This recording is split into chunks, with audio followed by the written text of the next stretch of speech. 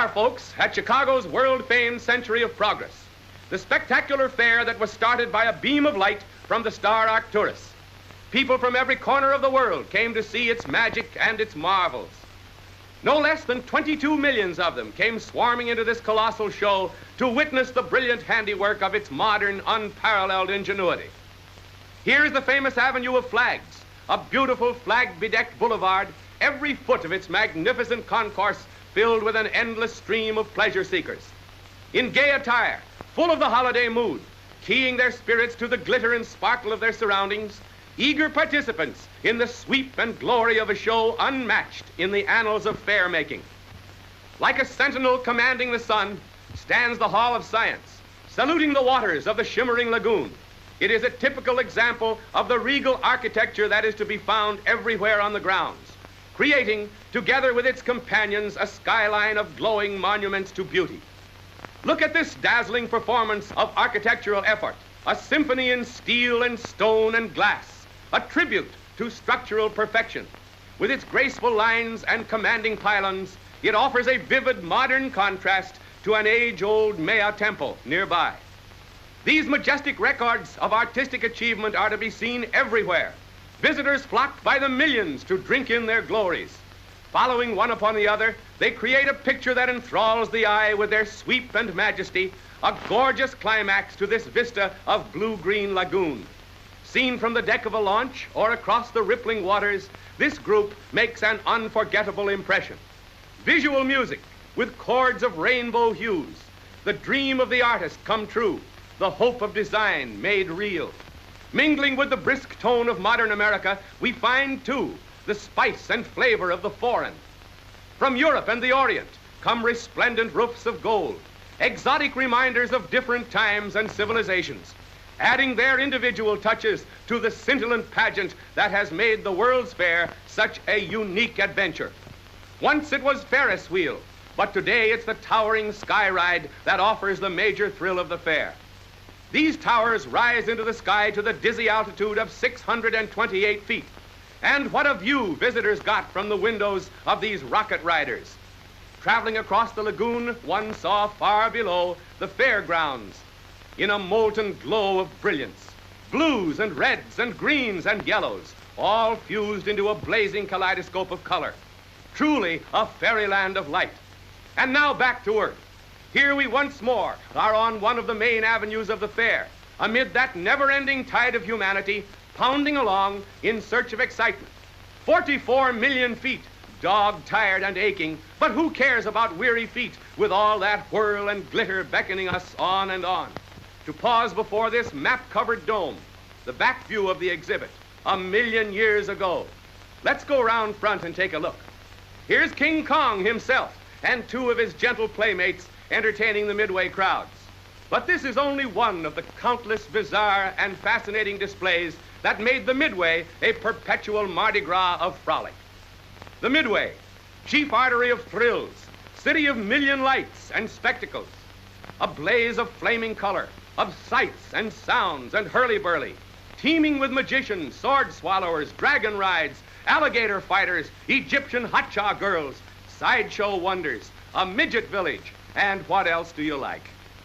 And rivaling this conglomeration of freaks and fakers are the bazaars from Belgium, Germany, France, Holland, and other countries, enticing, with great bustle and ballyhoo, the curious visitor with their strange and tempting wares.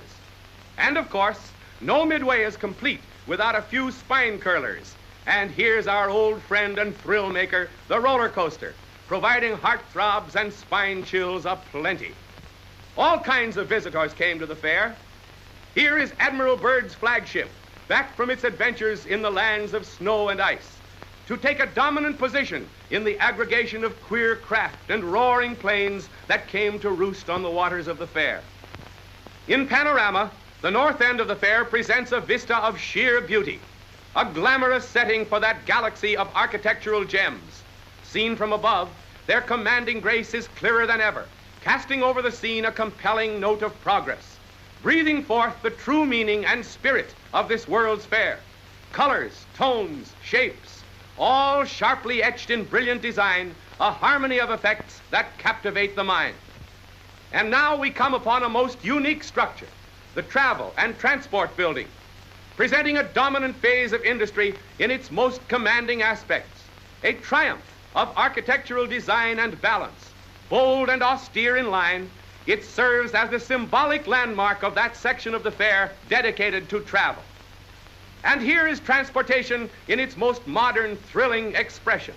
The Temple of Champions, with its clean-cut lines and splashing fountains, mingling beauty with utility. A proud symbol of the world's century of progress, stressing in particular the most universal mode of individual transportation. In the shadow of this modern architecture, crowds come daily to see how cars are subjected to acid tests of endurance. This miniature track, with its 45-degree side banks and its saucer turns, is the proving ground of car performance. The pit in the center, affectionately called Death Valley and Punishment Pit, subjects a car to a grueling examination of fitness. It looks as though something is happening. Let's go down and see. Here is a real surprise. Harry Hartz, national racing champion and daredevil of the racetrack. No fashion shows for Harry. He's going to show us the real points of this thoroughbred. All right, Harry, let's go. He's off in a smooth getaway, and now watch him go. 35, 40, 45, 50 miles an hour, zooming madly around the track, having the time of his life. And these mobs watching him are getting one grand thrill. Listen to those tires screech and scream as he takes the curves. Look at that car hug the road like a beetle. Could a racing model do better? Here he comes again on the far side. Watch out! That was Harry up to his old tricks again. Beautiful balance to that car. Did you see him take that 45-degree incline? Just a little of the old racetrack fever. Here he comes again. And again he takes that thrilling tilt. I'll say that car has balance. I can see now why she was chosen the winner. And now watch Harry come down the ramp at full speed. Here he comes. Solly, what performance. He must be awfully confident of that car he's driving. And now he's away again, burning up the track with smooth, unadulterated power. Here he comes down the ramp. What's up, Harry? Oh, a trick. Stopping in the middle of a hill.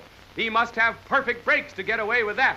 Now do it at full speed, Harry. And there he tears, hell-bent for horseplay. Up, down, stop. Nice work, Harry. No swerve, pitch, or brake throw. Those brakes must be good. And now he's speeding into the home stretch and pulls up on a dime.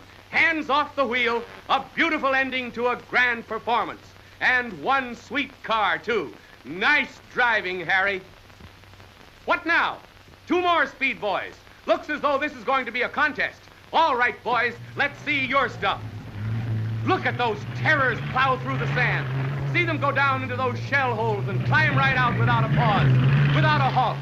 They take these nerve-shattering bumps in full stride at top speed without batting an eyelash. Ride 'em, cowboy. They buck and jump and keep right on. Oh, I've seen tough babies before, but never anything like this. What a brutal test for those cars. Motor, gears, and body, every part of them, certainly come in for a cruel and terrific hammering. Boy, look at those slithering turns, those soul-jarring leaps. No one watching these demons on wheels can count their strength and sturdiness. And can they take it? What's more, these cars absorb this fearful punishment not once, but 6 times a day. And judging from the crowds, this show is a great hit with the World's Fair visitors. Bump, bang, crash. Look at this one tear along. Look out! Oh, he's over. Hope nothing's happened. No, here's the driver, safe and sound. Not only safe, but enjoying himself. Looks as though he did it on purpose. I'll bet he just did it just to prove the safety of those all-steel bodies. Let's see the damage. Put her up on her wheels. Boy, was I fooled. That car is as good as new. Just a little shake-up. But what's that to these all-steel body punishment fiends? Can you beat that? Off on its own power again. I bet all you folks are wondering what kind of a car that is. Why, it's a Plymouth. My hat's off to that bus. Those high-geared performers never falter. They are the actors in a show that must go on, which does go on, not once or twice, but 6 full times a day, every single day, week after week, month after month. And with the tenacity of real champions, they keep right on, unmindful of the exhausting effects of the most thorough test ever devised, thus exemplifying real achievement, real progress in motor car safety and construction. Let's give those drivers and those sturdy cars a great big hand.